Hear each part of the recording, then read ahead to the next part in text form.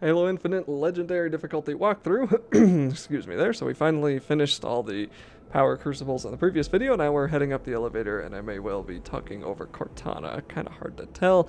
And we're going to be running into more enemies than just Sentinels now. So I guess depending on how you look at it, that may be a good or a bad thing. Sentinels are really easy, and the other enemies are also going to be easy, but I still strongly recommend that you hold on to a Sentinel beam from now basically until the end of the game, just because we're going to be seeing Sentinels non-stop, and they die really quick to the Sentinel beam. They like to stay far away. It's really easy to hit them with Sentinel beam because I can shoot so far, and it's a pretty accurate weapon, and they also drop lots of ammo for it. I've already mentioned this before, but I think it's just something that you'll probably come to agree with me as you play more. That being said, we are also going to be running into more bosses, and the Sentinel Beam isn't super good against bosses except for taking out their shields. And this is the Command Spire level, which means we are going to be ending the level with the boss, but that'll be in part 2. So this is part 1 of Command Spire, and it's just going to be basically getting to the boss. And before we can activate this terminal, we're going to have to clear out these Sentinels that will try to be a little cheeky, and then we can turn it on. Get me to that terminal and we can end this now.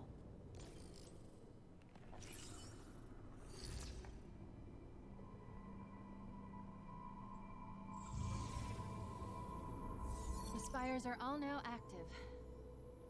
Oh, What is it? I wasn't talking to you.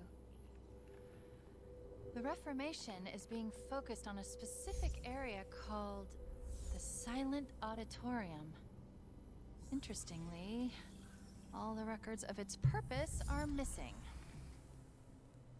The only way up is through there. Let's get this over with.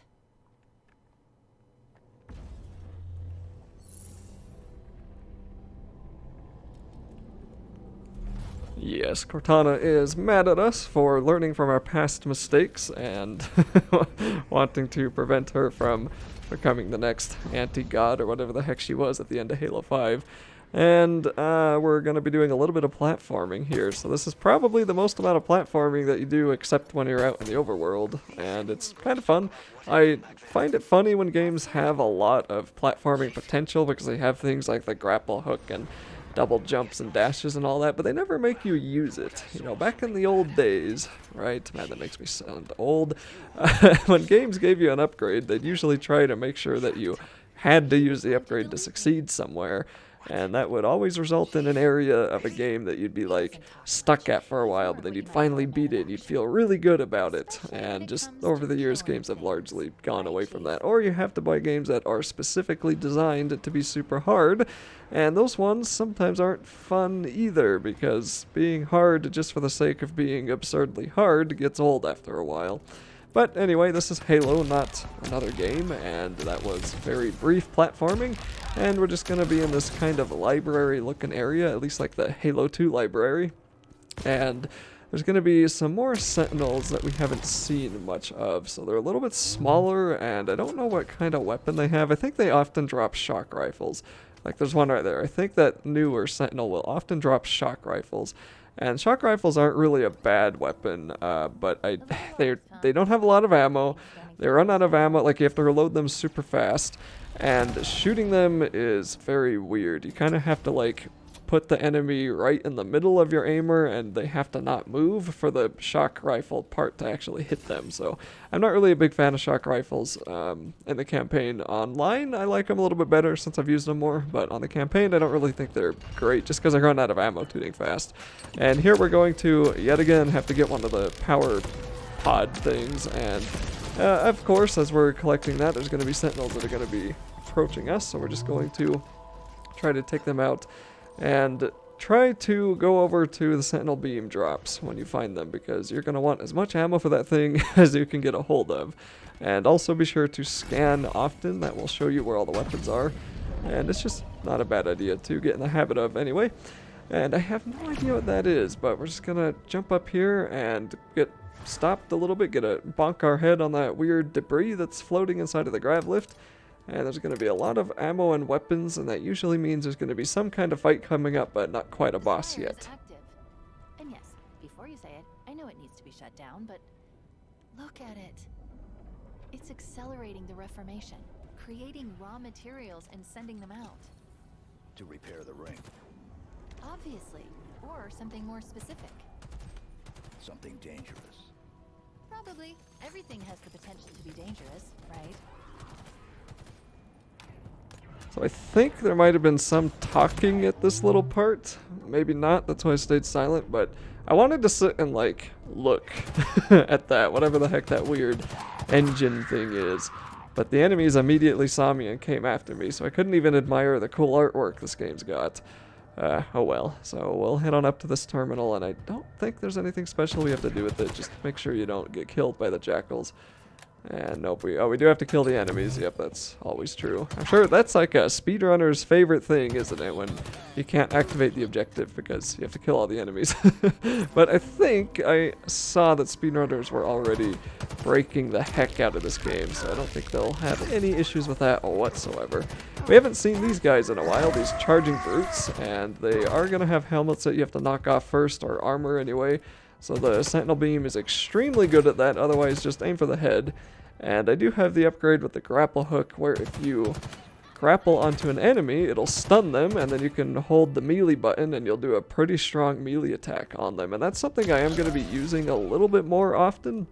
You're still not going to see it from me too much, but especially against those charging brutes, I just found that to be a really good way to knock their armor off, stun them, and then headshot them with the battle rifle. And this thing is just one heck of a weapon to get headshots on, I tell you. Battle rifle is awesome, and I really hope that you brought one down here. I'm not too sure if they're super common in the Nexus itself, but if you didn't bring one, then whatever weapon you have, you'll still be able to get through it, no problem. It's not really a matter of weapon as far as the difficulty goes. It's just more convenience, because this thing is super accurate and really good at headshots. But as a result, it also takes a lot of ammo sometimes, and I do tend to run out of that. So there's this like golden elite here. We're going to take his shields out and then headshot him with the battle rifle. And I think he goes invisible when he gets weaker. And I think, yeah, there, he pulled a sword out. So those guys are a little bit scary, but they're less scary with the Sentinel Beam. And there's going to be a little teleporter we're going to jump into. Truckloads of checkpoints, so don't worry about those. And then there's going to be enemies that'll come into this room on either side. I meant to grapple around that, by the way. I am a little bit confused with my power-ups sometimes. You're going to see that more than once, where I do something that makes no sense. It's usually because I thought that I had the drop wall up, and then I threw it instead I grappled, or I had the grapple up and I grappled out instead of throwing down the drop wall, or whatever it is. I pretty much only use the grapple or the drop wall as it is, but something that did also sort of bug me near the end of the game is that making one button, in this case Q for me, like making one button my ability button is kind of annoying, because then you have to switch with 1 through 4, and when you're in the heat of a moment, you have to switch and use it and do all that without missing anything, and that's not super hard. It's just I get stressed out sometimes and mess it up. And I realized it'd be a lot nicer if I had individual buttons for each of my upgrades. And I don't know if that would really be feasible to do on a controller. I know they have a D-pad, but that might be kind of annoying.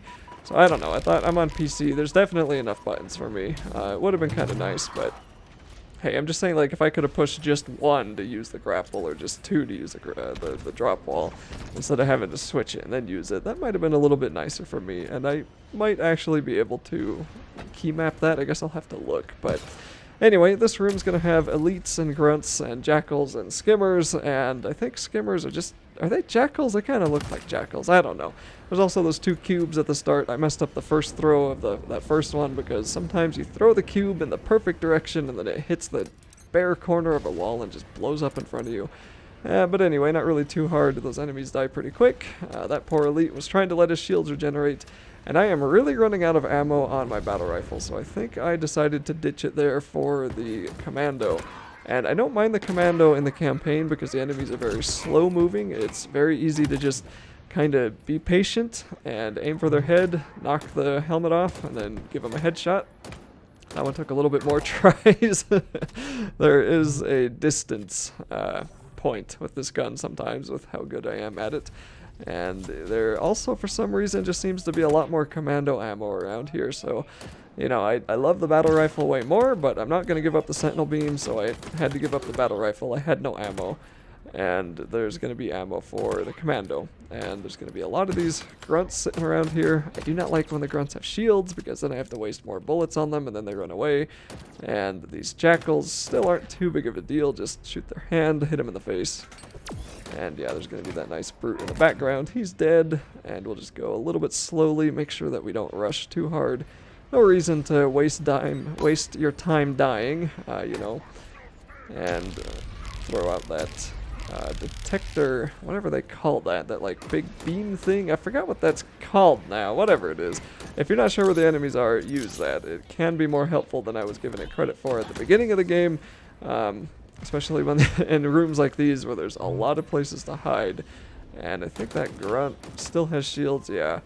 And now I'm having to battle with this stupid brute. And I think I actually managed to kill the grunt. No, I did not kill the grunt, but I killed the brute somehow. I think his own grenade did that. I don't know, whatever it was. I won that fight. They're dead. And I'm looking around for battle rifles right now. I want my battle rifle back. Or commando ammo, but there's no ammo boxes, there's no other weapon drops, so we just gotta go ahead. There's gonna be a charging brute, and I think I vaporize that guy, and then I think I wait a second, we'll melee this guy's armor off. For some reason the melee hit didn't go off there, so I just do a normal melee hit. That's kind of how the power-ups work in this game. Sometimes they work great, sometimes they don't. And then there's a skewer here, but as I have learned on Legendary, do not pick up the skewer. It is not going to help you.